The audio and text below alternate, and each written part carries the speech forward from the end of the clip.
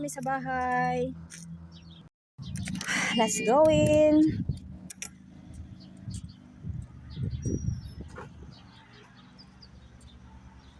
Yan.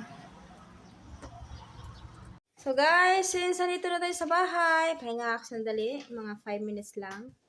Tapos, magluluto na ako ng aming hapunan. So ngayon, ang gagawin ko ay adobong Bisaya. O, diba? Kasi pag adobong Bisaya, wala gaanong sauce. Hugasan ko muna.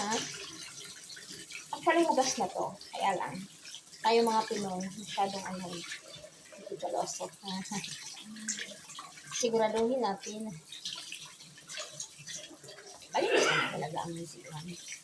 Ganun lang tayo. Nasanay na tayo na maghugas ng mga lulutuin.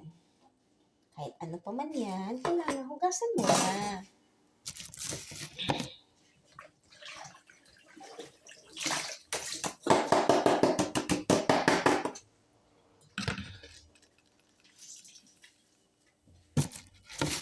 Yan. Ano?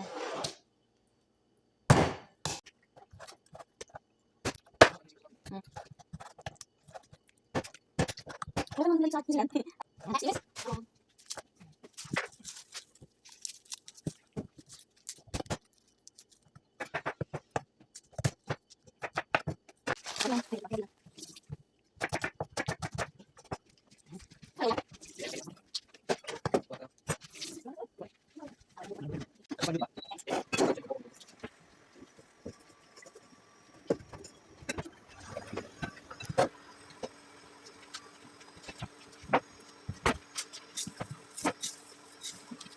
Ayan ba? Sis.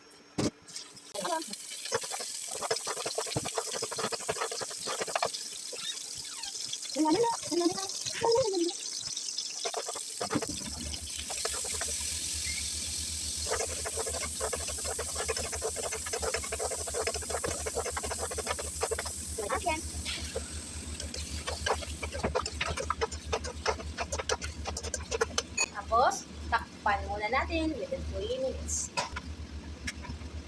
Okay, Pag 3 minutes na.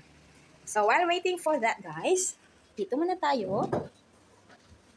Ayan. Ituloy natin ang ating pagkakit. tingnan natin ang ating natakpan na manok. O, diba? Ganyan yan. So, ngayon, ating paghaluin. Higit na, oo. Gusto ko ganyan, oh. Okay?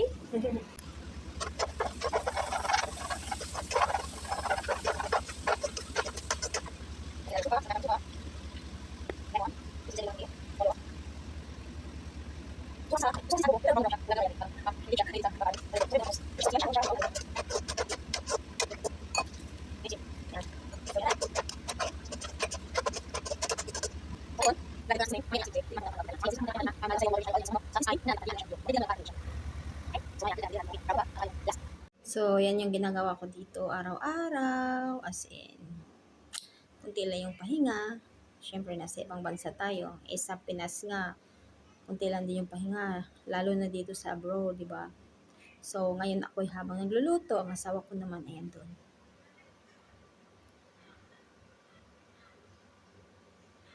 Yun. Nagsi-cellphone. Kasi malimit siyang nagluluto. Kasi nga, mas nauna siyang nakauwi dito sa bahay kaysa sa akin.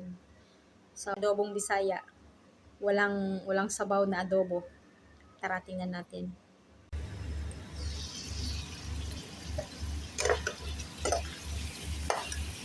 Ayan, ayan, gusto ko brown, no? Tingnan niyo.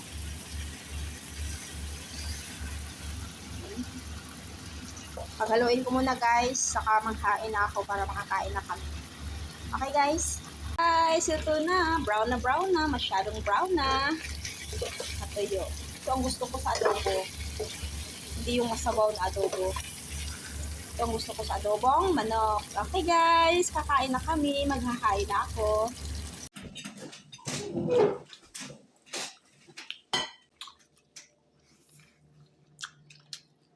Sarap ng kamay, no?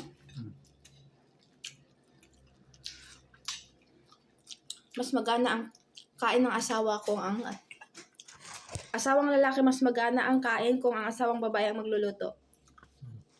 Tama? Tama. Kasi, Luya ko luya.